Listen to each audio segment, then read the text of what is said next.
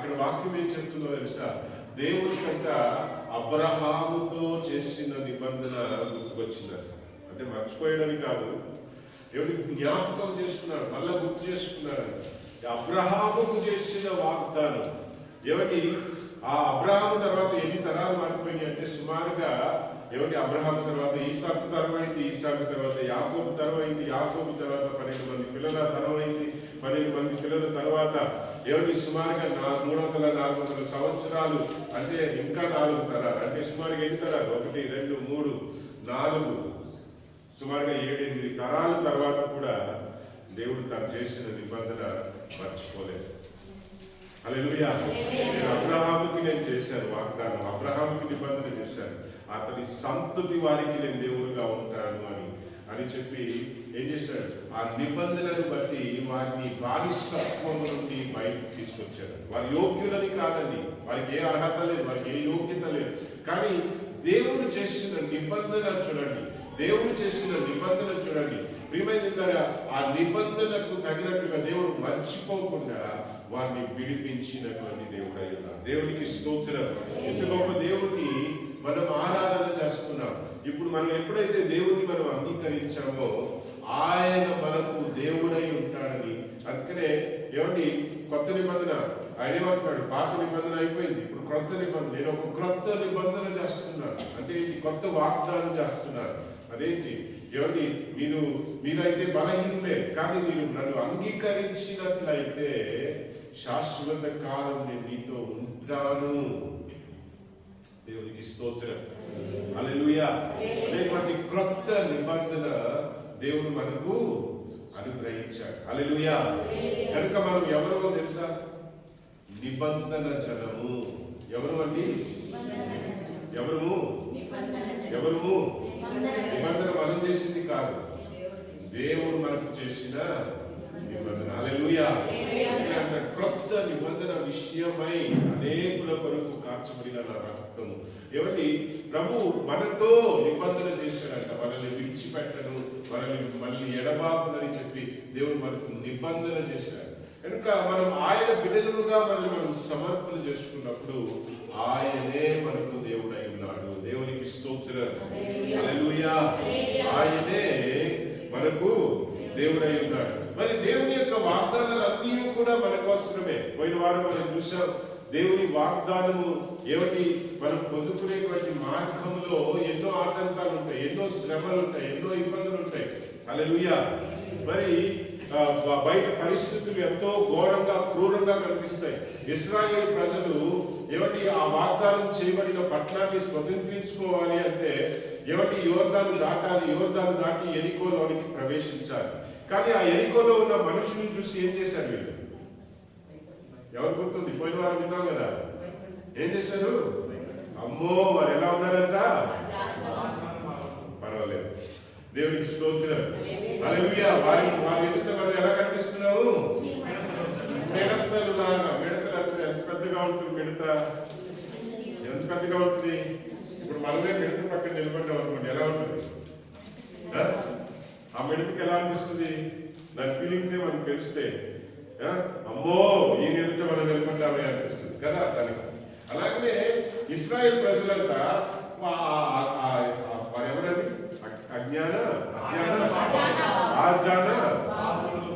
హల్లెలూయా. వారి ఎదుట తమ దృష్టిలో వారికి అలాగే అనిపించిందంట. అమ్మో మనం వారి ముందు మిడతల్లాగా కనిపిస్తుంది. ఎవరి బయట పరిస్థితులు ఒక్కొక్కసారి చాలా పెద్దగా కనిపిస్తాయి, అవునా? చాలా చాలా పెద్దగా కనిపిస్తాయి. కానీ నాలో ఉన్న దేవుడు వాటి కంటే పెద్దవాడని, గొప్పవాడని ఎంతమంది నమ్ముతున్నారు? ఏమండి, సుమారుగా 20-25-30 లక్షల మంది. ఏమండి, 6 లక్షల పురుషులు అంటే ఆ తరముకు వారు 6 లక్షల పురుషులు అంటే వారి భార్యలు. ఏమండి, ఇప్పుడంటే ఒకరి కంటే ఎక్కువ అంటున్నారు, లేదా 2 కంటే ఎక్కువ అంటున్నారు. ఆ కాలంలో ఒకరిద్దరితో ఆగేవాళ్ళు కాదు. ఏమండి, మా నాయనమ్మకి, తాత నాన్నమ్మకి 12 మంది సంతానం. ఏంటండి? మా తాత నాన్నమ్మకి 12 మంది సంతానం. హల్లెలూయా. కానీ 6 చిన్నపిల్లలుగానే ఉన్నప్పుడు చనిపోయారంట. మా బాబాయ్లో వేదకులో నేను దేవుని మా నాన్న తర్వాత పుట్టిన వారందరూ చాలా మంది 6 చనిపోయారు.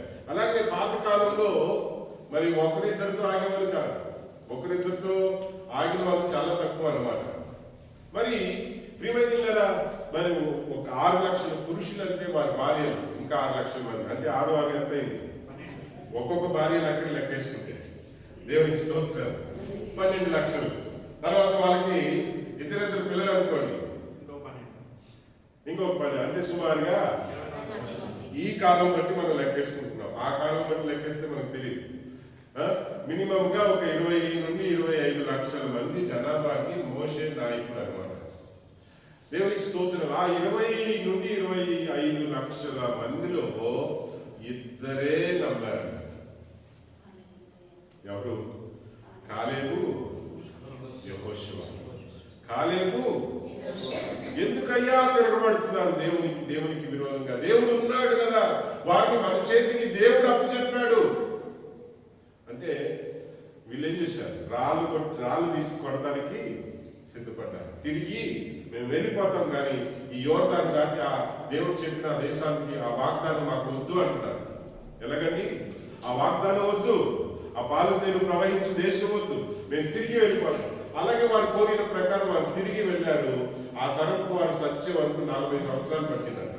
అందుకనే 40 సంవత్సరాలు ప్రతి ఒక్కడు కూడా చాలా సత్య వరకు దేవుడు ఆగి ఆ తరపుకు వారందరూ అంటే ఎవరు?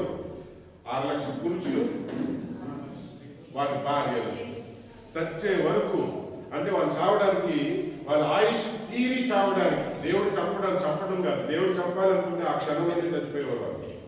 వాళ్ళ ఆయుష్ తీరి చావడానికి సుమారు 40 సంవత్సరాలు పట్టింది.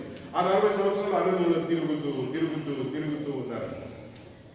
చచ్చిన తర్వాత వారి పిల్లలు వీరు తిరగబడిన వారి పిల్లల్ని విడిచిపెట్టలేదు దేవుడు.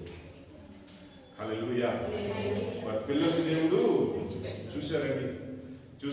దేవుడు ఎంత కృప కలిగినటువంటి దేవుడు ఆయన.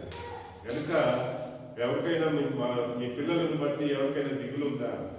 మీ పిల్లల భవిష్యత్తుల గురించి ఏమైనా దిగులుందా? ఏమండి, మేము దిగులు పడాల్సిన పనే లేదు. ఎందుకో తెలుసా?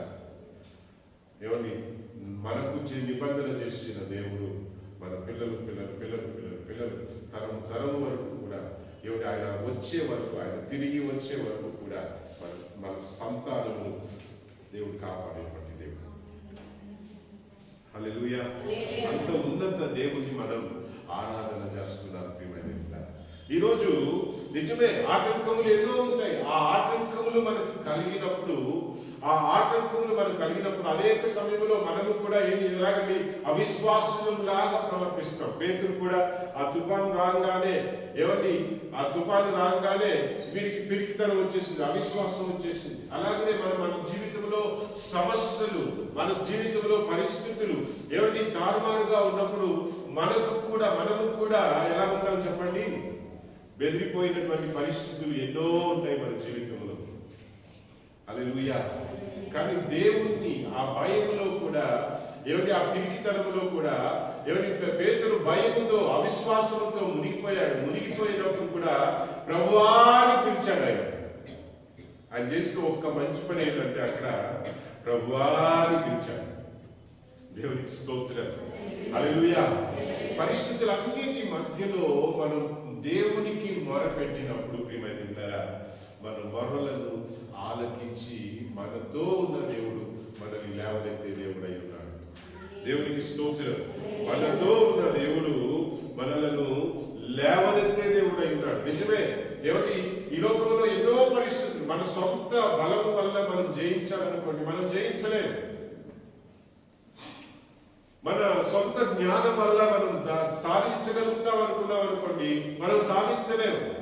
దేవుని బలం ఎప్పుడు పరిపూర్ణంగా ఉంటుందో తెలుసా? పౌలు అంటాడు, నా బలహీనతలో దేవుని బలము పరిపూర్ణమగును. అంటే ఏంటి? నా వల్ల కాదు ఇంకా అన్నప్పుడే దేవుని బలం బయటపడుతుందంట. దేవునికి స్తోత్రం. హల్లెలూయా. మరి ప్రియమైన గారు ఒక వాక్యమును చదువుకుని ఈ రోజు మనం ఎవరిని ముందుకు వెళ్దాం. జకరియా ప్రవచన గ్రంథము 4వ అధ్యాయం 6 నుండి కొన్ని వచనాలు మనం చదువుకుందాం. జకరియా ప్రవచన గ్రంథము 4వ అధ్యాయం 6 నుండి కొన్ని వచనాలు మనం చదువుకుందాం. అప్పుడు అతడు ఇట్లా నేను జెరుబాబెలునకు ప్రత్యక్షమగు యెహోవా వాక్కు ఇదే. ఏంటమ్మా? శక్తి చేతనైనను బలము చేతనైనను కాక నా ఆత్మ చేతనే ఇది జరుగునని సైన్యములకు అధిపతియగు యెహోవా సెలవిచ్చెను. 7 వచనాలు కూడా. గొప్ప పర్వతమా జెరుబాబెలును అడ్డగించుటకును నీవు ఏ మాత్రపు దానవు, నీవు చెదులు భూమి అవుదువు. ఏంటమ్మా? కృప కలుగును గాక అని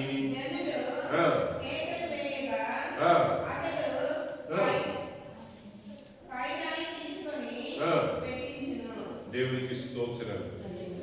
ఈ వాక్యం ఎందుకు చెప్పాడు? ఇశ్రాయేల్ ప్రజలు మనకి కొంతమందికి తెలుసు, కొంతమందికి తెలియదు. కానీ ఇశ్రాయేల్ ప్రజలు 70 సంవత్సరాల చరిత్ర మనం చదివినప్పుడు పాత నిబంధన రాజుల గ్రంథము కానీ దినవృత్తాంతములు కానీ మనం చదివినప్పుడు బైబిల్ స్టడీలో పాల్పొందులు తీసుకున్న వారికి నేను చెప్పేది కూడా అర్థమవుతుంది. ఏమండి, ఇశ్రాయేల్ ప్రజలు రాజుల కాలం తర్వాత ఇశ్రాయేల్ ప్రజలు దేవునికి విరోధంగా పాపం చేసినప్పుడు రాజుల కాలం చివరి రాజు అయిన తర్వాత ఏమండి పొరుగు రాజు అంటే వేరే దేశానికి చెందిన ఈ పర్షియా, తెలుగులో ఏమంటాం పర్షియా,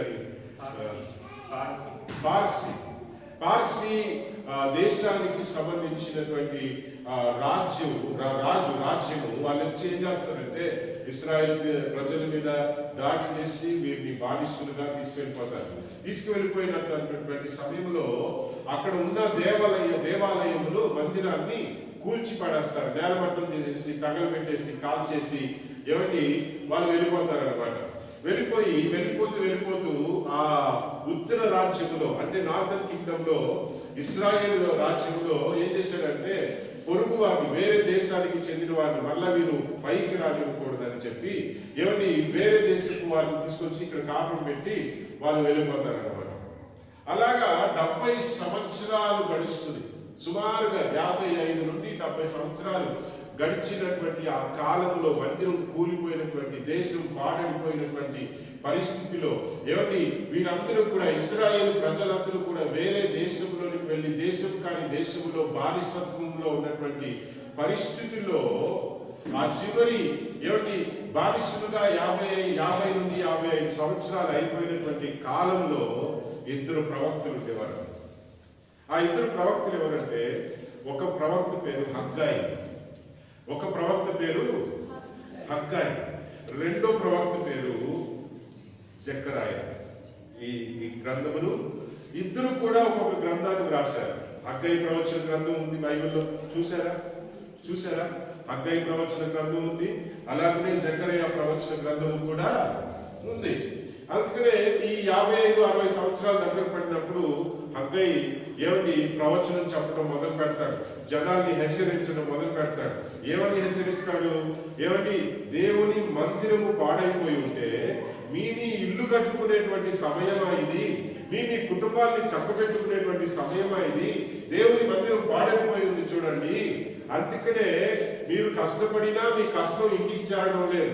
దేవుని మందిరం పాడైపోయిన స్థితిలో ఉంటే మీ ఇల్లు మీ కుటుంబాల గురించే మీరు చింతిస్తున్నారు కానీ దేవుని కార్యముల గురించి మీకు చింతే లేదు కదా అని చెప్పి హగ్గయి ఏం చేస్తుంటాడంటే వారిని గురికొల్పుతూ హెచ్చరిస్తూ ఏమిటి ఉంటుంటాడు అనమాట. ఆ వచనములు కూడా చదువుదాం. తీయండి హగ్గయి గ్రంథం ఎవరైనా సహాయం చేయండి చూద్దాం. హగ్గయి ప్రవచన గ్రంథం 1వ అధ్యాయంలోనే కొన్ని వచనాలు ఉంటాయి చూడండి. మొదటి కొన్ని వచనాల నుండి చదువుదాం. రాజైన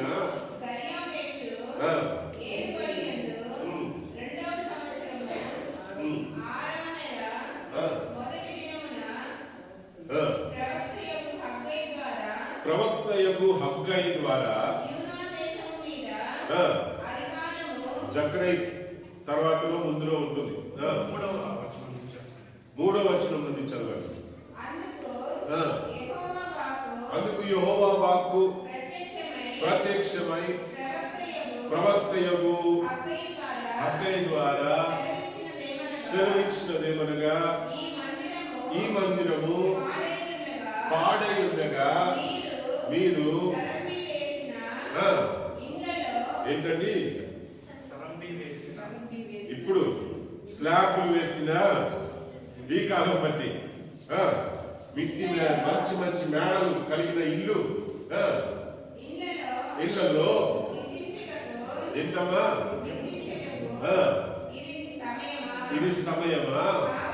కాబట్టి సైన్యములకు అధిపతియగు యెహోవా సెలవిచ్చినదేమనగా, మీ ప్రవర్తనలను అదేంటి ఎంతసేపు మీ స్వార్థముల గురించే కానీ మీ అవసరాలను గురించే కానీ దేవుని చిత్తం ఏంటి అని ఆలోచించేటువంటి మనస్తత్వము కూడా లేనిటువంటి పరిస్థితుల్లో ఉన్న ప్రజలను దేవుడు తన ప్రవక్త ద్వారా హెచ్చరిస్తున్నాడు.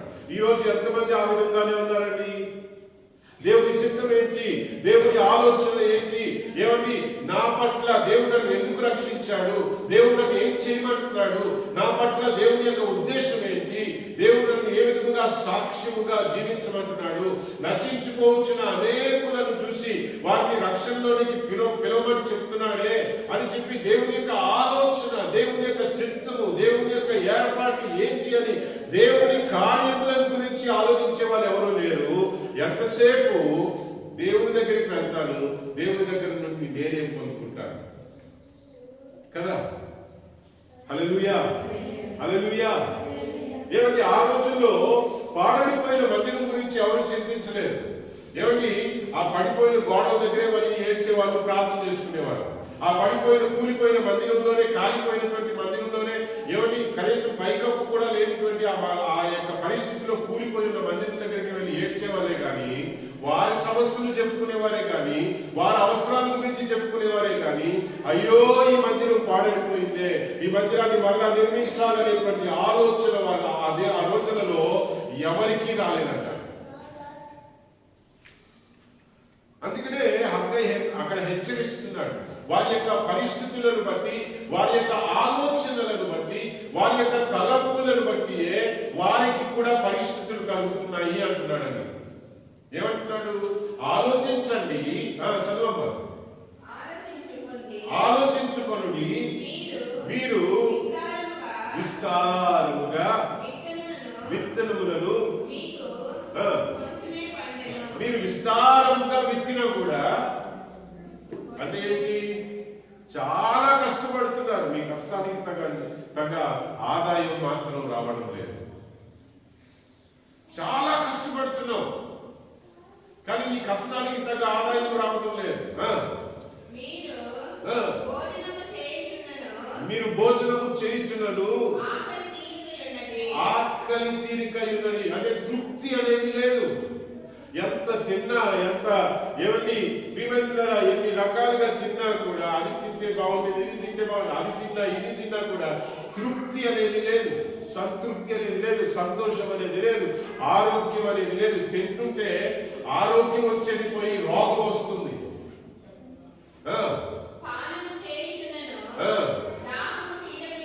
తీరిక ఉన్నది,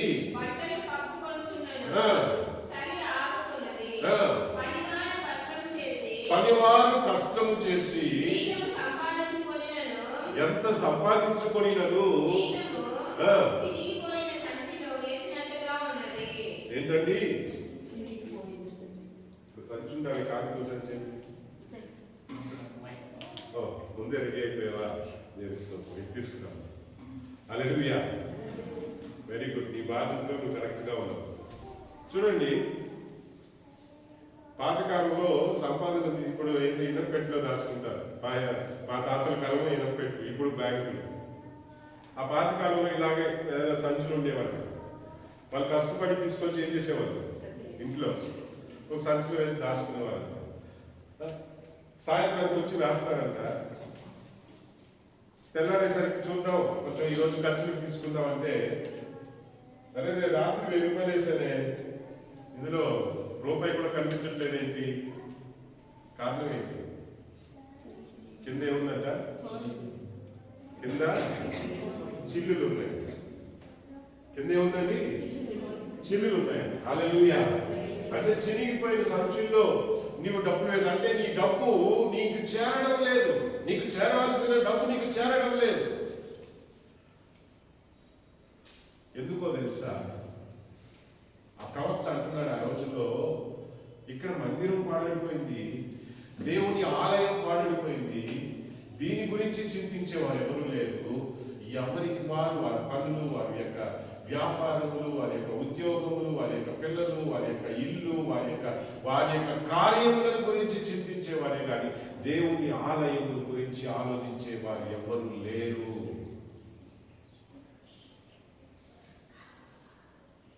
ఆ రోజుల్లో ఈ ప్రవక్త యొక్క మాట విని ఒక వ్యక్తి యొక్క మనస్సు మారిందంట.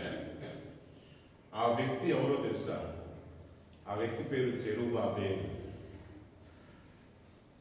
ఆ రోజుల్లో ఆ రెమ్నెంట్ అంటే తెలుగులో ఏమంటారు? విడిగా కొంతమంది బానిసులు, ఇప్పుడు 1000 మంది ఉన్నారు అనుకోండి, 700 మంది బానిసులుగా కొనుక్కోబడ్డారు, 300 మంది వదిలేశారు. మనకు అవసరం లేదు, వీళ్ళతో పని లేదు అనుకున్న వాళ్ళు వదిలేశారు. బాగా యవనస్తులు, పుష్టిగా ఉన్న వాళ్ళని వారు కావాలనుకున్న వాళ్ళని తీసుకెళ్లారు. ఈ విడవబడిన వారిలో ఎవరి ఒకటి పేరు జెరుబ్బాబెలు. ఆ విడవబడిన వారికి నాయకుడుగా ఉండేవాడు అనమాట.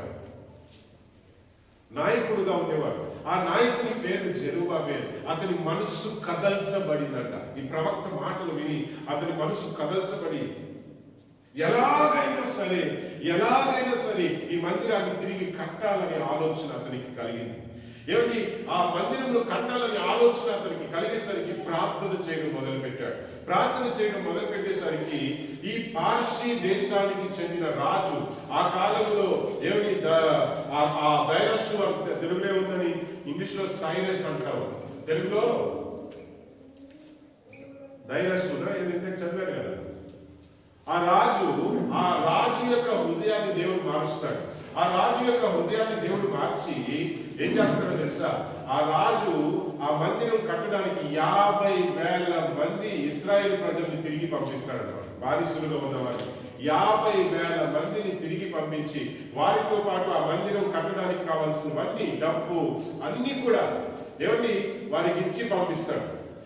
ఇప్పుడు వీళ్ళు అనుకుంటున్నారు, ఎవరు? జెరుబ్బాబెలు. అదే ఇప్పుడు ఈ మందిరం కట్టడానికి ఏముంది? డబ్బు ఉంది. ఈ మందిరం కట్టడానికి ఏముంది? ఇసుక ఉంది, సిమెంట్ ఉంది, అన్నీ ఉన్నాయి. కొరత అనేది లేదు. ఇంకా మనం కష్టపడి పని చేయటమే. మనము పని చేయటమే. ఇంకా ఏ కొరత లేదు, అన్నీ ఉన్నాయి అనుకుని పని మొదలు పెట్టాడట. కానీ అనుకోని విధముగా అనుకోని వైపు నుండి ఆటంకాలు రావడము, ఆ పని ఆగిపోవడం. ఆ పని ఆగిపోయి నిరాశతో బాధపడుతున్నప్పుడు ఇంకొక ప్రవక్తని, రెండో ప్రవక్తని దేవుడు తీసుకొస్తాడు. ఈ రెండో ప్రవక్త పేరు ఏంటంటే జెకర్యా. పని ఆగిపోయి నిరాశతో, అదే ఏంటి ఆటంకాలు, దేవుని మందిరం కడదాం అనుకుంటే ఏంటి ఆటంకాలు అని చెప్పి నిరాశతో కూర్చుండిపోయారంట. మందిరం పని ఆగిపోయి. అలాంటి టైంలో వచ్చి జెరుబ్బాబెలు పిలిచి, నైనా జెరుబ్బాబెలు, నువ్వు అనుకుంటున్నావు నీకు శక్తి ఉంది అని. అంటే ఇప్పుడు జెరుబ్బాబెలుకి ఏముంది? 50,000 మంది పని వాళ్ళు ఉన్నారు. ఏ కొదువ లేదు. అంగబలం ఉంది, డబ్బు బలం ఉంది. ఇప్పుడు ఏదైనా ఒక బిల్డింగ్ కట్టాలనుకున్నారు అనుకోండి, డబ్బు ఉంటే చాలనుకుంటాం, మనుషులు ఉంటే చాలనుకుంటాం. అవునా? నిజమేనా?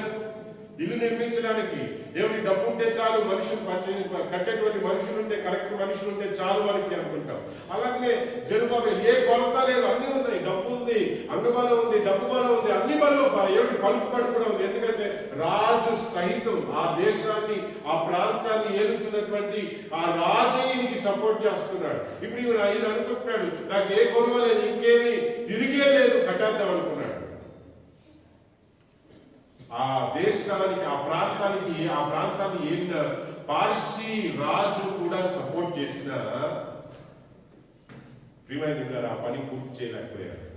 నిరాశతో కూర్చున్నటువంటి సమయంలో దేవుడు అంటాడు, అయినా నువ్వు అనుకుంటున్నావు నీ అంగబలం ఉంది, కండబలం ఉంది, ఏమిటి డబ్బు బలం ఉంది, అన్నీ ఉన్నాయి అనుకుంటున్నావు. కానీ మరి ఈ పని పూర్తయ్యేది నీ డబ్బు వల్లనో కాదు, నీ అంగబలం వల్లనో కాదు, ఏమిటి నీ జ్ఞానం వల్లనో కాదు, నీకున్న మనుషుల బలం వల్లనో కాదు.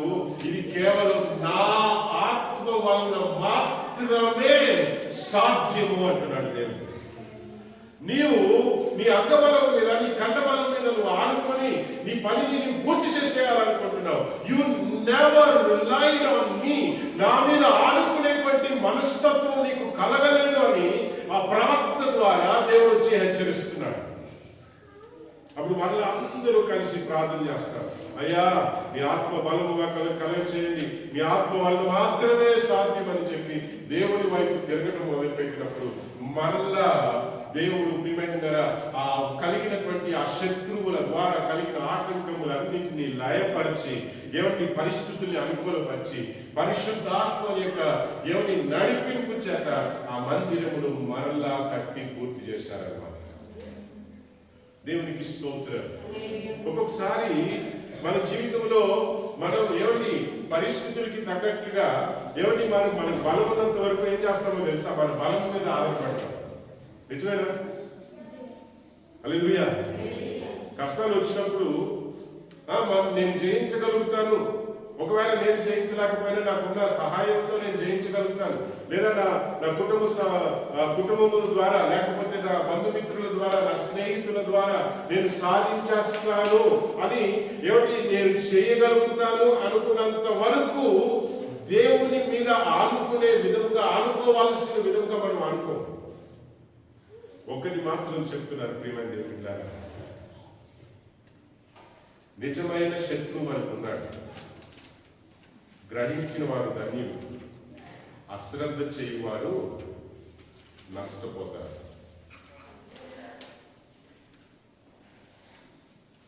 శత్రువు ఎవరో తెలుసుకునేవారు ధన్యులు. ఎందుకో తెలుసా? శత్రువు ఎలాంటి వాడో తెలుసుకున్న వారు ఏం చేస్తారంటే దేవుని మీద ఆధారపడటం మొదలు పెడతారు. ఎందుకంటే ఆ శత్రువుని మన బలముతో ఓడించలేమనేటువంటి గ్రహింపు వారు కలుగుతుంది కనుక. సాతాను గురించి బైబిల్ ఎందుకు రాశారో తెలుసా?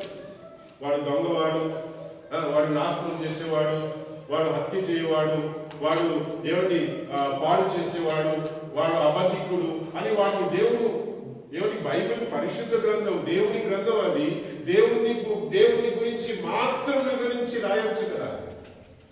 కానీ సాతాన్ని కూడా కొన్ని వచనాలు వివరించి రాయించాడంటే దేవుడు, నీ శత్రువు ఎవరో నువ్వు తెలుసుకో, వాడిని నువ్వు తెలుసుకున్నప్పుడే ఏమిటి నీ బలం వారి బలముతో సరిపోదని నీవు గ్రహించి నీవు దేవుణ్ణి హత్తుకొని ఉంటావు.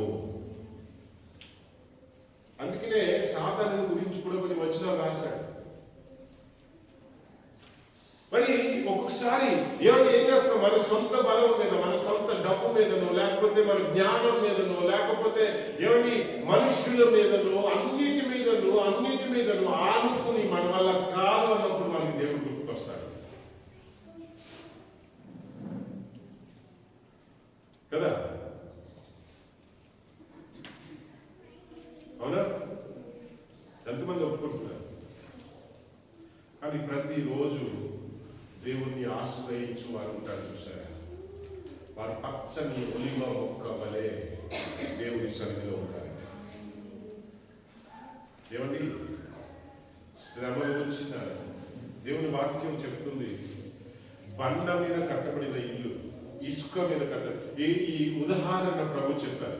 ఏమిటి, కొంతమంది ఏం చేస్తారంట, ఇసుక నేల మీద, మన కాన్పూర్లో ఒక చర్చ్ ఉంది, మా తాత నాన్నమ్మ వాళ్ళ ఊరు. అక్కడే మాస్టర్ వెంకటేష్ శాంతి వాళ్ళ నాన్నగారు అక్కడ సేవకుడుగా పనిచేస్తున్నారు. ఆ పరిస్థితి ప్రాంతాల్లో కూడా కొన్ని సంఘాలు ఉన్నాయి దేవుని కృపను బట్టి. కానీ కాన్పూర్ సంఘం గురించి నేను చెప్తున్నాను, చరిత్ర చెప్తున్నాను. మా తాత నాన్నమ్మ ఏమిటి ప్రభు యొక్క పిలుపుని బట్టి ఆ ఊరిని వదిలేసి వెళ్ళినప్పుడు ఆ ఇంటి స్థలంలో ఒక పాక ఉండేది. బస్ ఏమంటే ఒక పాతకాలంలో ఇల్లు ఎలాగంటే వాళ్ళు జమ్ము కట్టుతానో, లేకపోతే మీకు తెలుసు ఏమండి అలాగే ఒక ఇల్లు కట్టుకుని ఆ ఇంట్లో కాపురం ఉండేవాళ్ళు విలేజ్ లో. వాళ్ళు ఆ ఊరు వదిలేసి వెళ్ళిపోమన్నప్పుడు అక్కడే సేవ చేస్తున్నారు. ఆ రోజు వరకు సేవ చేస్తున్నారు.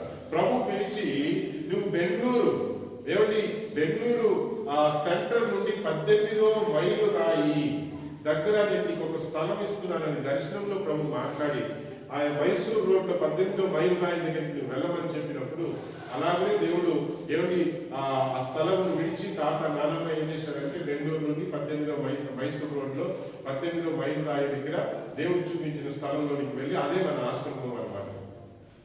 అక్కడికి వెళ్ళి వాళ్ళు సేవ మొదలు పెట్టారు. అప్పుడు మన సొంత ఊర్లో ఒక చర్చ్ కట్టాలి కదా అని వాళ్ళకి ఆలోచన కలిగింది. ఇప్పుడు బెంగళూరుకిను కారుగోలుకి ఎన్ని కిలోమీటర్లు తేడా? సుమారుగా 800 కిలోమీటర్లు. ఈ రోజుల్లో అంటే ఫ్లైట్ ఉంది. బెంగళూరులో ఫ్లైట్ ఎక్కితే గంటన్నరలో విజయవాడలో దిగుతాం. విజయవాడలో కారు తీసుకున్నాం అంటే గంటలో వెళ్ళిపోతాం కారుతో.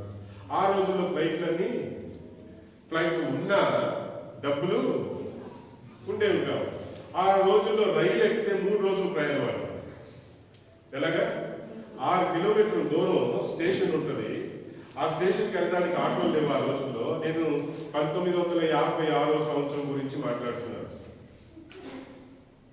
ఆ రైలు పట్టాల మీద నడుచుకుని వెళ్ళి రైల్వే స్టేషన్ చేరుకునేసరికి కాళ్ళ రక్తం కూడా కాలిపోయారు. వెళ్ళి అక్కడ రైలు ఎక్కితే 3 రోజులు 3 రాత్రులు 3 పగలు ప్రయాణం చేస్తే 4వ రోజు ఏదో ఒక పూటకు వెళ్ళి అక్కడ విజయవాడలో రైలు దింపేదన్నమాట. వాళ్ళు దిగి ఆ మూలాన్ని మూసుకుని మళ్ళా కాలువకు వెళ్ళేసరికి ఇంకొక పూట ప్రయాణం. దేవుడికి స్తోత్రం. అలాగా చేసి అక్కడ ఉండి మందిరం కట్టడానికి వాళ్ళ వల్ల కాక ఏం చేశారంటే ఆ ఊరిలోనే ఉన్న మా బంధువులు కొంతమంది వాళ్ళు ఇంకా దేవుని కూడా నమ్ముతున్నారు. వాళ్ళు ఇంకా దేవుని కూడా డబ్బులు దేవుడు ఇచ్చిన సొమ్ముని వాళ్ళకి పంపిస్తే 100 సిమెంట్ మూటలు కొంటే 50 మూటలేమో వాళ్ళ ఇల్లు కట్టుకుంటానికి, 50 మూటలేమో మందిరానికి. రేపు ఎప్పుడైనా కానుకలు వచ్చినప్పుడు ఎవరు అని అడగండి. మన పాస్టర్ గారు బాబు గురించి అన్ని చాటుకున్నాడు అంటారు. దేవునికి స్తోత్రం. వారు కూడా మర్చిపోతారు. కానీ అర్థం అవుతుందని చెప్పి నేను మీకు చెప్తున్నాను. ఉదాహరణగా వాళ్ళు ఏం చేశారు తెలుసా? కింద పునాది సరిగ్గా వేయాల. కింద పునాది ఆ హాల్, ఇప్పుడు ఈ ప్రేయర్ హాల్ చూసారండి. ఈ ప్రేయర్ హాల్ లాగానే స్ట్రెయిట్ హాల్ ఉంటుంది. సైడ్ లో ఇటొక గది, బలిపీఠంలో ఇటొక గది, ఇటొక గది. ఇటు మైక్లన్నీ కట్టడానికి, ఇటేమో పాస్టర్ గారు రెస్ట్ తీసుకుంటారని చెప్పేసి ఇలా 2 పక్కల గది కట్టారు ఈ బలిపీఠంలో. ఈ స్ట్రెయిట్ గా పిల్లలు వేస్తారు కింద. అది సగం క్వాలిటీలో వేసేసి ఈ సైడ్ గది కింద పునాది వేయకుండా నేరుగా బిల్డింగ్ కట్టేశారు. ఎలాగా? నేరుగా. ఇప్పుడు ఏమవుతుందంటే ఆ కరెక్ట్ గా పిల్లలు ఉన్నంత కాడ గోడ చీలిపోయి ఇంత గ్యాప్ వచ్చేసింది. మనిషి దూరం వెళ్ళిపోవచ్చు అంటారు. ఎలాగండి? మనిషి ఎందుకు అలా జరిగింది? కింద ఏమి లేదు, మట్టి నేల మీద ఇల్లు కట్టుకున్న పరిస్థితి అదనమాట. దేవునికి స్తోత్రం. మట్టి నేల మీద క్రీస్తు లేకుండా, దేవుని యొక్క సహవాసము లేకుండా మనం ఏమి కట్టినా ఏమి చేసినా మన బ్రతుకు అంతే. ఏం చెప్పండి? ఎప్పటికైనా చిల్లులు వస్తాయి, ఎప్పటికైనా నెలలు వస్తాయి, ఎప్పటికైనా కూలిపోయే పరిస్థితి మన జీవితంలో కలుగుతుంది. అది ఏదైనా కావచ్చు. నేల విడిచిన తర్వాత, అంటే క్రాక్ వచ్చిన తర్వాత, కూలిపోయే టైంలో ప్రభా అంటే ఏంటి? బిల్డింగ్ గురించి నేను మాట్లాడుతున్నా, మన జీవితం గురించి మాట్లాడుతున్నాను. మన జీవితం గురించి మాట్లాడుతున్నాను. ఆ బిల్డింగ్ క్రాక్ ఇచ్చి కూలిపోయేటువంటి సమయంలో ప్రభా అని మనం అనేక సమయంలో దేవుని దగ్గరికి వెళ్ళడం అలవాటు అనమాట. అంతేగాని ప్రతిరోజు దేవుని మీద ఆధారపడేటువంటి జీవితం, దేవునితో సహవాసం కలిగినటువంటి జీవితం ఎంతమంది కలిగి ఉన్నాము? అలాగే ప్రభు మట్టి మీద కట్టబడిన ఇల్లు గురించి చెప్పాడు. ఇప్పుడు ప్రభు ఇంకొక కథ కూడా చెప్పాడు. బండ మీద కట్టుకున్న వారి ఇల్లు అంటే ఏంటి? గట్టిగా పునాది వేసి, హల్లెలూయా, గట్టిగా పునాది వేసి గట్టిన గాలి వచ్చినా తుఫాన్లు వచ్చినా ఏం వచ్చినా అవి కోలనే కొలు. ఎందుకు చెప్పండి? కింద బాగా బండ మీద కట్టబడిన బండ అనగా క్రీస్తు, అనగా యేసయ్య మీద ఆధారపడి కట్టబడిన జీవితం ఉందని చూసారా? అందుకనే ప్రభు అంటున్నారు, ఏమండి, పచ్చని ఒలివ మొక్కల వలె. అంటే ఈ ఒలివ మొక్కకి తుఫాను రాదు, గాలి రాదు, ఏమండి, వరదలు రావని చెప్పట్లేదు. వరదలు వస్తాయి, తుఫాన్లు వస్తాయి, ఏమండి, గాలి తుఫాన్లు వస్తాయి, అన్నీ వస్తాయి. కానీ ఈ మొక్క పచ్చగానే ఉంటది. ఎందుకో తెలుసా? దేవుని నీడలో, దేవుని రెక్కల క్రింద పెరిగిన మొక్క కనుక, కట్టబడిన ఇల్లు కనుక అది కూలదు. అప్పుడు ప్రియమైన ప్రతిరోజు దేవుని మీద ఆధారపడేటువంటి జీవితం, ప్రతిరోజు ప్రియమైన సాతానుని ఓడించేటువంటి శక్తిని పొందుకునేటువంటి అనుభవం, ప్రతిరోజు ప్రభువా ఈ రోజు కూడా నన్ను నీ ఆత్మతో నన్ను నింపు ప్రభువా. దేవునికి స్తోత్రం. ఏమిటి?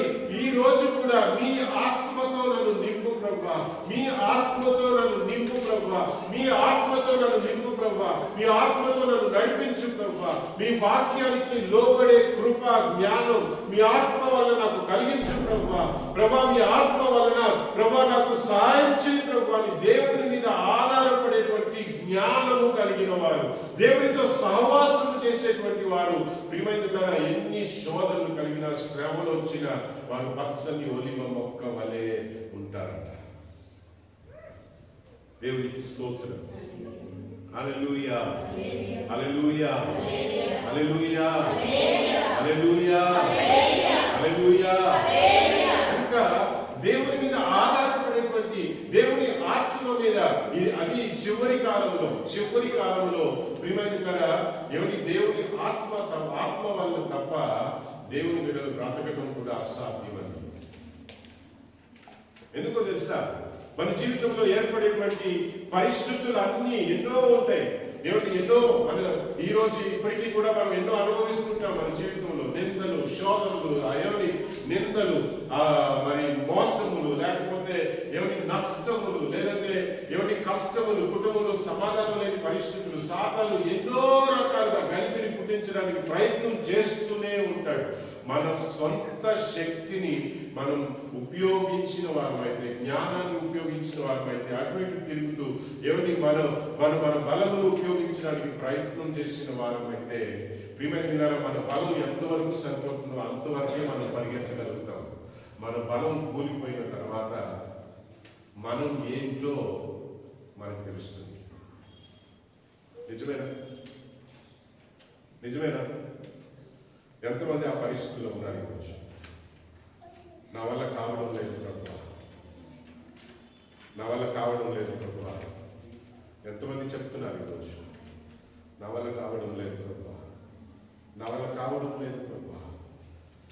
ప్రియమైన అలాంటి స్థితిలోనికి వెళ్ళేదానికంటే దేవుని మీద ఆధారపడేటువంటి కృప, దేవుని మీద ప్రతిరోజు ప్రభువాని దేవుని మొరపెట్టుకునేటువంటి జ్ఞానం, పరిశుద్ధాత్మ సహవాసం, వాక్యము, ప్రియమైన పరిశుద్ధాత్మ సహవాసం, పరిశుద్ధాత్మ నడిపింపు, ప్రియమైన ప్రతిరోజు ప్రభా మీ ఆత్మతోనే నన్ను నింపు ప్రభా అని మనం అడిగినప్పుడు, ప్రియమైన శత్రువు వేసే ప్రతి బాణాన్ని అణిచి వేసే శక్తిని మనం పొందుకుంటాం. హల్లెలూయా, హల్లెలూయా. దేవుని మీద ఆధారపడి, దేవుని ఆత్మ మీద ఆధారపడడం మనం నేర్చుకున్న వారమైతే ప్రతి బాణమును మనం ఎదిరించడము, ఆ బాణములను జయించడం మనం నేర్చుకుంటాం. దేవుని శక్తి వల్ల మనం జయించడం, మనం ముందుకు వెళ్ళడం జరుగుతుంది. ప్రియమైనరా, మన బలం మీద ఆధారపడ్డామంటే మనం కృంగిపోయేటువంటి రోజు ఒకటి వస్తుంది. ఎందుకంటే మన వల్ల ఏమీ కాదు, మన వల్ల నా వల్ల ఏమీ కాదండి.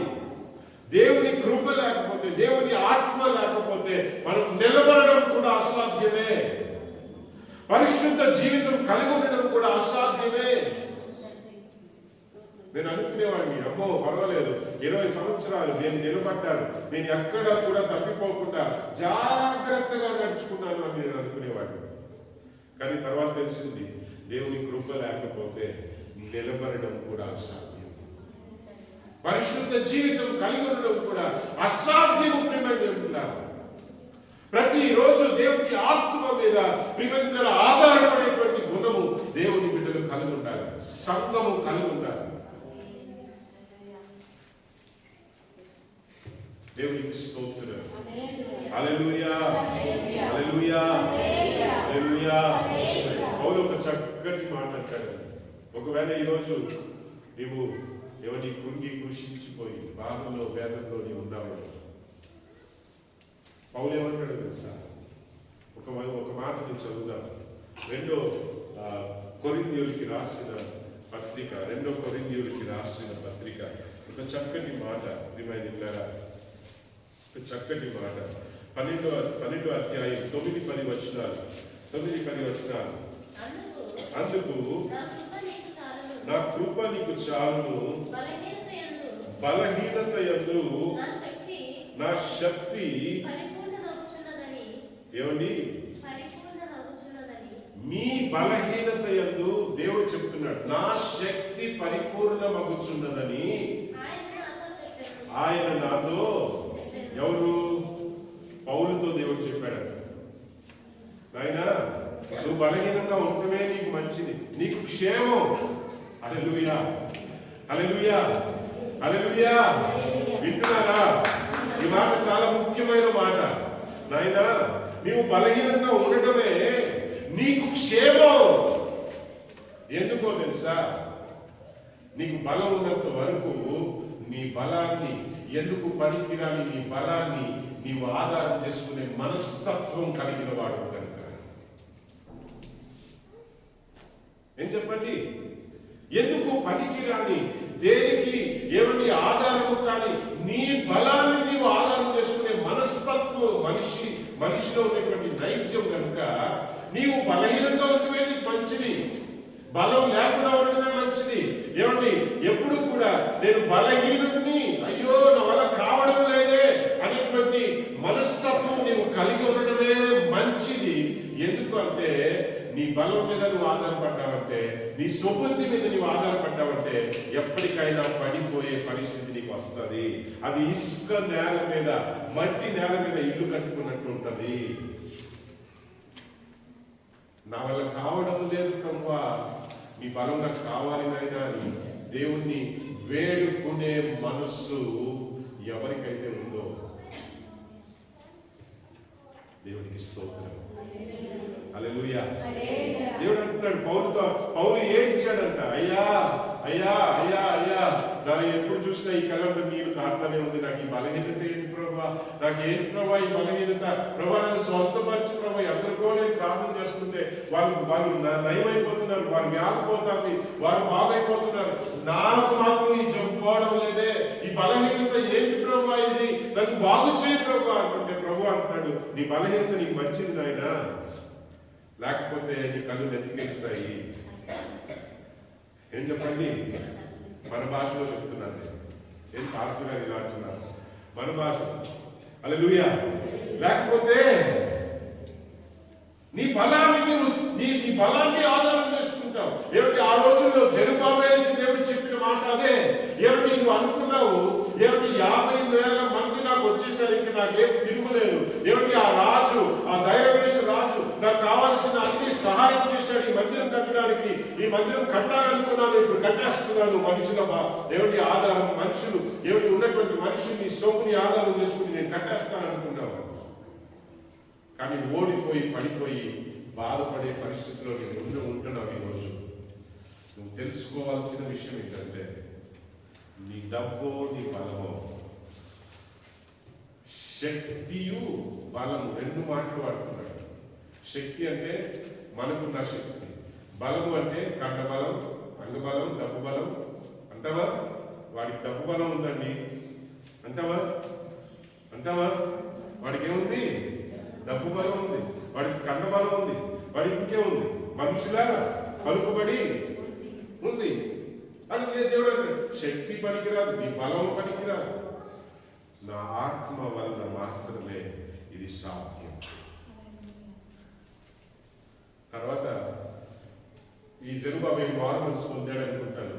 తర్వాత ప్రవక్త ద్వారా దేవుడు అంటాడు, ఓ పర్వతమా, ఈ జెరుబాబేలు ముందు నిలబడ్డావే, నువ్వు నేలమట్టం అయిపోతావు. దేవునికి స్తోత్రం. ఎప్పుడైతే జెరుబాబేలు దేవుని మీద, దేవుని వైపు తిరిగాడో, ఆ పర్వతాన్ని అడ్డగించిన పర్వతాన్ని, అంటే అది శత్రువులు కావచ్చు, అది వేరే విధమైన పరిస్థితులు కావచ్చు, దేవుడు నేలమట్టం చేసి పరిస్థితుల్ని అనుకూలపరిచి మరలా మందిరం పూర్తవడానికి దేవుడు సాయం చేశాడు. నువ్వు దేవుని మీద ఆనుకునే అనుభవం, కష్టం ఉన్నా లేకపోయినా, అవసరం ఉన్నా లేకపోయినా, ప్రతిరోజు దేవుని మీద ఆనుకునే అనుభవం. ప్రభా, ఈరోజు నేను ఊపిరి పీల్చడానికి కూడా మీ బలం కావాలి ప్రభా. నాకు ఊపిరితిత్తులు ఉన్నాయిగా అనుకోవచ్చు మనం కదా, అవునా అవునా, నాకు ఊపిరితిత్తులు ఉన్నాయి. కానీ ఏమైందన్నారా, ప్రభా ఊపిరితిత్తులు ఉన్నాయి ప్రభా, కానీ నేను బ్రతికి ఉండడం కూడా నీ కృప వల్లనే కదా. ప్రతి విషయానికి దేవుని ఆత్మ మీద, దేవుని మీద ఆధారపడేటువంటి మనస్సు మనం కలిగిన వారు అయితే ఏమంటే, అందుకని అక్కడ పౌలుతో దేవుడు అంటాడు, నాయనా నీకు బలహీనత ఉండడమే మంచిది, లేదంటే నీకు అన్ని బాగున్నాయనుకో, నీ జ్ఞానం నీ బలాన్ని ఆధారం చేసుకుని ఏమంటే నా వల్ల కావడం లేదు అనుకున్న పరిస్థితిలోనే ఏమంటే నన్ను వేడుకుంటున్నావు, అయ్యో ఈ కట్టెల కళ్ళంటే నీరు కారుతుంది, ఈ పరిస్థితి ఏంటి ప్రభా అని దేవుడు అంటున్నాడు. అది అలా ఉంది. అప్పుడు పౌలు ఏమంటున్నాడు తెలుసా జవాబు? పౌలు ఏమంటున్నాడు తెలుసా? తర్వాత కింద వచ్చిన చదవండి. కాగా ఏంటమ్మా? క్రీస్తు. నేను ప్రార్థన చేశాను. పౌలు పై వచనాలు మనం చదివాను చూసాను ఇందాక. పౌలు అంటున్నాడు, నేను ప్రార్థన చేశాను నా బలహీనత కోసం, కానీ దేవుడు అన్నాడు నీ బలహీనత నీకు మంచిది నాయనా, ఆ బలహీనత అలా ఉంది అన్నాడు. అప్పుడు పౌలు గ్రహించి పౌలు అన్నాడంట, కాగా క్రీస్తు శక్తి నా మీద నిలిచియుండు నిమిత్తము విశేషముగా నా బలహీనతల యందే బహు సంతోషముగా. హల్లెలూయా. ఇంతకు ముందు ఏడ్చాడు నా బలహీనతను తీసేయాలి, ఇప్పుడేమంటున్నాడు, అరే నాకు ఈ బలహీనత ఉందిగా అని సంతోషిస్తున్నాడు. ఎలాగా? వాళ్ళకి లోపాలను బట్టి సంతోషించే వారిని చూస్తే బయట మనుషులకి ఎలా అనిపిస్తారు? వీడికేదో పిచ్చెక్కిందేమో, వీడికేదో మెంటల్ వచ్చిందేమో, అవునా? అదే నాకు ఈ బలహీనత ఉందిగా, దేవుడికి స్తోత్రం అంటున్నాడంట పౌలు. ఎందుకో తెలుసా? ఈ బలహీనతలు ఉంటేనే దేవుడి మీద ఆడుకునే మనస్సు కలుగుతాయి. ఒక్కొక్కసారి శ్రమలు ఎందుకయ్యా? శ్రమలు ఎందుకు అంటే నీ నిజ స్థితి నీకు తెలియపరచడానికి. ఏం చెప్పండి? నీ వల్ల ఏమి కాదు. ఒకవేళ ఏమండి, ఒకవేళ నీ బలం మీద నేను ఆధారపడితే నాశనానికి నువ్వు గురవుతావని నీకు తెలియపరచడానికి నేను ఇస్తాను. నీ బలముతో నేను సాధించలేము అని నీకు తెలియపరచడానికి శ్రమ. అది నిజం. ఒకవేళ నీకు అనిపించవచ్చు, సాతాను ఇప్పుడు ఏమంటాడో తెలుసా? అంటే దేవుని గొప్పతనం చూపించడానికి కోసం నన్ను శ్రమను పాలు చేస్తాడు. కాదండి, దేవుడు ఎవరికి తన గొప్పతనం చూపించాల్సిన అవసరమే. ఆయన ఊరికి అలా పక్కకి తప్పుకున్నాడంటే సాతాను బలం ఏంటో మీకు తెలుస్తుంది. ఏం చెప్పండి? అవునా? హల్లెలూయా, హల్లెలూయా. ఒక క్షణం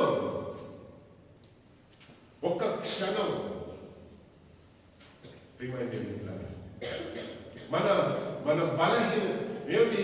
బలహీనతలు రాకముందే ప్రతిరోజు దేవుని మీదనే ఆధారపడేటువంటి మనస్తత్వం మనం కలుగుతామని అంతకంటే ధన్యత మరొకటి లేదని దేవునికి స్తోత్రం. ప్రతిరోజు కూడా దేవునిని హత్తుకునేటువంటి జీవితం మనం కలుగుండాలి. దేవుని మీద ఆధారపడేటువంటి జీవితం మనం కలుగుండాలి. ప్రియమైన దేవుని నుండి వేరు చేసేది, నిన్న రాత్రి మనం వాక్యం విన్నాం. ఏమండి, పాపం అనేది ఏంటో తెలుసా? దేవుని నుండి మనల్ని వేరు చేసేటువంటిదే పాపం. దేవునికి వేరు అయినప్పుడే కలిగేటువంటి శ్రమల వల్ల మనం నాశనం అయిపోతాం. సాతాను ఏం చేస్తాడు? పాపమును ప్రేరేపిస్తాడు. ఎందుకంటే పాపం చేసామనుకోండి మనం దేవునికి దూరం అయిపోతాం కనుక. హల్లెలూయా. అప్పుడు వాడికి అవకాశం కలుగుతుంది కనుక వాడు దొంగిలించడానికైనా ఏమైనా చేయడానికైనా, ఏమైనా సమాధానమును తీసివేయడానికైనా, కుటుంబంలో ఐక్యత లేకుండా చేయడానికైనా వాడికి అవకాశం కలుగుతుంది కనుక దేవుని నుండి మనల్ని వేరు చేసేటువంటి పనిని మనకు ప్రేరేపిస్తుంటాడు అన్నమాట. దేవుని వాక్యమును గుర్తించిన వారు. అందుకని ప్రతిరోజు యేసు ప్రభు ఒక ప్రార్థన నేర్పించాడు. ఏ ప్రార్థన నేర్పించాడు? పరలోక ప్రార్థన. పరలోక ప్రార్థన ఏముంది? ప్రతిరోజు మా శోధనల నుండి నన్ను, అంటే ఏంటి? శోధనల నుండి తప్పించు అంటారు. అంటే ఏంటి? శోధనలు అంటే ఏంటి? శ్రమలకి శోధనలకి వ్యత్యాసం ఉంది. శోధన అంటే పాపపు అట్రాక్షన్స్, అంటే పాపం చేయునట్లుగా ఆకర్షణ, పాపములో పడిపోయేటట్లుగా కలిగేటువంటి ప్రేరేపణలు, వాక్యానికి విరోధముగా నడుచునట్లుగా, మాట్లాడినట్లుగా, దేవుని స్వభావములకు విరోధమైన కార్యములు చేయునట్లుగా, మాట్లాడినట్లుగా, దూషించున్నట్లుగా, ఎవరిని చెడు చేయునట్లుగా. ఎందుకంటే అలాగునే మనం చేసినట్లయితే మనం దేవునికి దూరం అవుతాం కనుక, దేవునికి మనం దూరం అయితే వాడికి అవకాశం. హల్లెలూయా, హల్లెలూయా. దేవునికి దూరం అయితేనే వాడికి అవకాశం, లేదంటే వాడికి అవకాశమే లేదండి. లేదంటే వాడికి అవకాశమే లేదు. అప్పుడు వాడు ఏం చేస్తున్నాడు? పాపమును ప్రేరేపిస్తున్నాడు. ఇతరుల్ని దూషించున్నట్లు ప్రేరేపిస్తున్నాడు. ఇతరులను ద్వేషించున్నట్లు ప్రేరేపిస్తున్నాడు. వ్యభిచారం చేయనట్లు ప్రేరేపిస్తున్నాడు. చెడు సహవాసములు కలుగుతున్నట్లు ప్రేరేపిస్తున్నాడు. ఏదైనా సరే వాక్యానికి విరోధంగా ఎందుకు ప్రేరేపిస్తాడంటే నిన్ను దేవునికి దూరం చేయడానికి. ఆయన పరిశుద్ధుడు. యేసయ్య నిన్ను నన్ను ఎందుకు పరిశుద్ధపరుస్తున్నాడో తెలుసా? నీవు ఆయనతో ఉండాలని ఆయన ఆశపడుతున్నాడు కనుక. ఇప్పుడు అర్థమవుతుందా? ఎందుకయ్యా పరిశుద్ధ జీవితం? ఆయనతో ఉండడానికి కోసమే పరిశుద్ధ జీవితం. ఎందుకంటే పాపం ఉన్న చోట ఆయన ఉండలేదు. నీతో ఆయన ఉండాలని, నువ్వు ఆయనతో ఉండాలని, ఆయనలో ఒకటిగా ఉండాలని నిన్ను నన్ను పరిశుద్ధపరుస్తున్నాడు. ప్రియమైన దేవునికి స్తోత్రం. హల్లెలూయా. ఆయన మీద ఆధారపడేటువంటి జీవితం మనం కలుగున్నప్పుడు ప్రతి వాగ్దానం కూడా మన జీవితంలో నెరవేరులోనికి వస్తాయి. ప్రతి వాగ్దానము కూడా నెరవేరులోనికి వస్తుంది. అంతేకాదు, దేవునిలో మనం నిలిచి ఉన్నప్పుడు ఆశపడే ప్రాణాన్ని, మనం దేని గురించి అయితే ఆశపడతామో ఆ ఆశలకు తగినట్లుగానే దేవుడు నెరవేర్చేటువంటి దేవుడై ఉన్నాడు. మన కోరికలను దేవుడు నెరవేర్చే, పరిశుద్ధంగా ఉన్నటువంటి కోరికలు, దేవునిలో నిలిచి ఉంటే, దేవునితో ఉంటే, పరిశుద్ధాత్మకు అనుకూలముగానే మనం కోరుకుంటాం. అవునంటారా కాదంటారా? దేవుని ఆత్మ మనలో ఉన్నాడనుకోండి, దెయ్యాలకు సంబంధించిన కోరికలు వస్తాయి. ఎవరికి అయ్యో ఏదో ఒకవేళ సాతాను మనలో ఊదుతూ ఉంటాడుగా, ప్రేరేపిస్తూ ఉంటాడుగా. ఒకవేళ అలాంటి ప్రేరేపణలు కలిగిన అమ్మో నేను దేవుని బిడ్డని అని పరిశుద్ధాత్మ అంటాడు. ఏమంటాడు? నువ్వు ఎవరివి? నీవు దేవుని బిడ్డవి. ఆ పరిశుద్ధాత్మ నీవు ఆ విధముగా నడిపిస్తాడనమాట. నడిపించినప్పుడు నీవు ఆశపడేటట్లుగానే దేవుడు ఏం చేస్తాడు? నీ ఆశలను తీర్చే దేవుడై. దేవునికి స్తోత్రం. ఫలభరితమైన జీవితం, పచ్చని ఒలివ మొక్క వలె. ఏమని వాక్యం చెప్తుంది 128వ కీర్తనలో. దేవునిలో ఉన్నవారు, భయభక్తులు కలిగిన వారు, దేవునిలో నిలిచిన వారు పచ్చని ఒలివ మొక్కలే వలె ఉంటారంట. వారి పిల్లలంట భోజనపు బల్ల చుట్టూ ఒలివ మొక్కల వలె ఉంటారంట. హల్లెలూయా. నీవు ధన్యుడవు, యెరూషలేముకు మేలు కలుగుతాయే నీవు చూస్తావు. యెరూషలేమనగా ఎవరు? దేవుని సంతతి వారు. దేవుని సంతతి వారు. దేవుని సంతతి వారికి మేలు కలుగుతా నీవు కల్లారా చూస్తావట.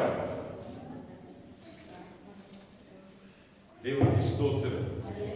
హల్లెలూయా. ఈ పరిశుద్ధ దినమున ప్రియమైన ద్వారా అవసరాల గురించి, కష్టాల గురించి బాధపడినాకంటే నీవు దేవునిలో నిలిచి ఉన్నావా? ప్రతిరోజు నీవు దేవునిలో నిలిచి ఉన్నావా? ప్రతిరోజు దేవుని ఆత్మ చేత నీవు నింపబడి ఉన్నావా? ప్రతిరోజు ప్రియమైన పరిశుద్ధాత్మ చేత నేను బలపడుతున్నానా? ప్రతిరోజు నీవు సాతాన్ని జయించేటువంటి శక్తిని నీవు పొందుకుంటున్నావా? సాతాన్ని జయించడం నీవు ప్రారంభించావంటే నీ జీవితం పచ్చగా మారడమే కాదు, మీ ద్వారా నువ్వు ఎవరి దగ్గరికి వెళ్తే వెళ్తావో, ఎవరితోనైతే మాట్లాడతావో, నువ్వు మాట్లాడుతున్నప్పుడే నీకు కనిపిస్తుందో కనిపించదో కానీ అవతల వ్యక్తులు దడపట్టడం మొదలవుతుంది. ఎందుకో తెలుసా? వాళ్ళు ఉన్న సాతానికి భయం. ఏంటి ఆ భయం? ఏంటి? అమ్మో వీడు వచ్చేసాడు, అమ్మో ఈమె వచ్చేసింది, ఇంక నన్ను తరిమే పని కడతాడు వీళ్ళు అని వారిలో ఉన్న సాతానికి భయపడడం. భయం కలగడం మొదలవుతుంది. నువ్వు ఎవరి ఇంట్లోనికి వెళ్ళి ప్రార్థన చేస్తావో ఆ ఇంటిలో ఒక విడుదల కలుగుతుంది. ప్రియమైన గారు, ఎందుకో తెలుసా? నీవు మోసుకు వెళ్ళేటువంటి దేవుని ఆత్మ ప్రియమైన గారు వారిలో ప్రవేశిస్తుంది కనుక నీవు ఆశీర్వదించడమే కాదు, నీ ఇతరులకు ఆశీర్వాదముగా నీవు మారటము నీవు కల్లారా చూస్తావు. దేవునికి స్తోత్రం. హల్లెలూయా, హల్లెలూయా. దేవుని మీద ఆధారపడేటువంటి మనసు, దేవుని హత్తుకున్నటువంటి జీవితం ప్రియమైన దేవుని హత్తుకున్నటువంటి జీవితం. ఎందుకంటే ఈ లోకంలో ఎన్నున్నా కూడా సాతానుని ఓడించడానికి సరిపోదండి. ఎంతమంది నమ్ముతున్నారు? నీ కొండంత ఆస్తి ఉండొచ్చు, ఒక దేశం అంత మనుషులు నీకు నీ సొంత వాళ్ళే ఉండొచ్చు, ఏమైనా ఉండొచ్చు. ఈ జెరుబాబేలుకి 50,000 మంది ఉన్నారు. ఒక బిల్డింగ్ కట్టడానికి ఎంతమంది కావాలి? 50,000 మందితో పని ఒక బిల్డింగ్ కడుతున్నాడంటే ఎలాంటి బిల్డింగ్ అయి ఉంటుంది అది?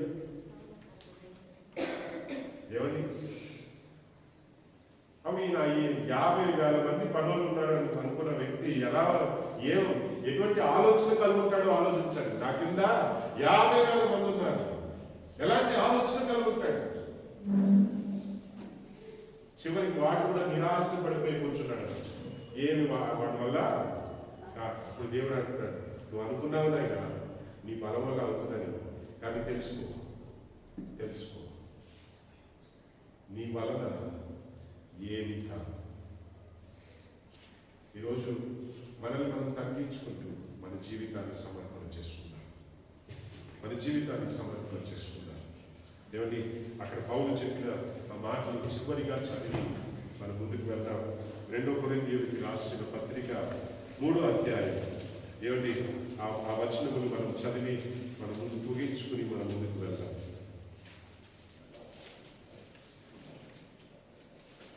2 కొరింథీయులకు రాసిన పత్రిక 12వ అధ్యాయం 9-10 వచనాలు చదివి 9 చదివేశాను, 10వ వచనం చదవాలి.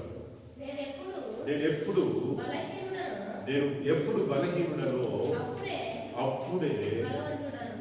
బలవంతుడను. గనుక క్రీస్తు నిమిత్తము నాకు కలిగిన బలహీనతల్లోను, నిందలలోను, ఇబ్బందులలోను, హింసల్లోను, ఉపద్రవములలోను ఏం చెప్తున్నాడండి? ఏం చెప్తున్నాడండి? నాకు నిందలు కలిగినప్పుడే నేను సంతోషిస్తాను. ఎందుకంటే నా బలహీనతలు కలిగినప్పుడే, ఏమని నేను నాకు అవమానం కలిగినప్పుడే నేను సంతోషిస్తాను. ఎందుకంటే క్రీస్తు బలము నాలో పరిపూర్ణముగా పనిచేస్తుంది. నేను అనే స్వభావం సస్తది కనుక, నాది అనే స్వభావం నాలో సస్తది కనుక, ఏమని నా వల్ల కావడము లేదు ప్రభువా, నీవు మాత్రమే, నీ వలన మాత్రమే సాధ్యం ప్రభా, నువ్వు లేకపోతే నేను లేను ప్రభా అనే మాటలు అప్పుడే వస్తాయి కనుక నేను సంతోషిస్తున్నాను అంటున్నాడు బాబు. ఈరోజు దేని మీద అనుకున్నావు? దేవుని మీద మొక్కలు దేని మీద అనుకున్నావు?